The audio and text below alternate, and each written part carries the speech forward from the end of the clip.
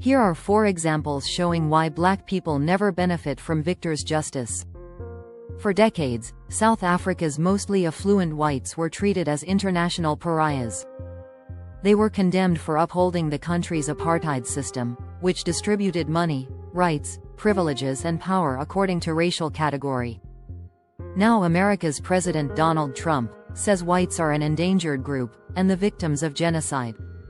Any government attempt to transfer land rights from the country's 8 million whites to the 48 million mostly impoverished blacks would violate private property rights, which are at the heart of the country's legal system.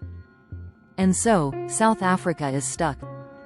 Blacks, the victims of 46 years of apartheid discrimination, and centuries of institutional injustice and legal inequality, must remain deaf, dumb and blind, if they wish their government to maintain good trading and credit relationships with Western powers. The sanctity of private property was used to justify the payment of some £20 billion to 46,000 British slave-owning families, who demanded compensation after slavery was abolished in 1833.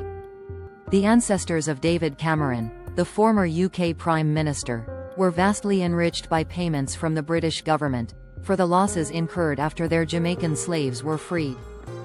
African slaves, the victims of kidnapping, violence and torture on an unprecedented scale, received nothing. In 1804, the defeat of France by Haiti's slave forces created the world's first black republic. 2 decades later, French warships returned to the island and threatened the country with annihilation, unless its leaders agreed to pay 150 million francs in reparations for the loss of slaveholders' property. The ransom was later reduced to 90 million francs.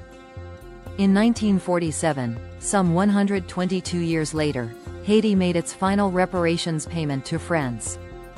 The country transferred some $25 billion, and endured a series of crippling debt crises, for the right to be free. Victor's justice certainly did not apply to the Africans, who helped defeat the Southern Confederacy in the American Civil War. Within a few years of the triumph of the Union, the former Confederate states recovered their political power and their military leaders were pardoned.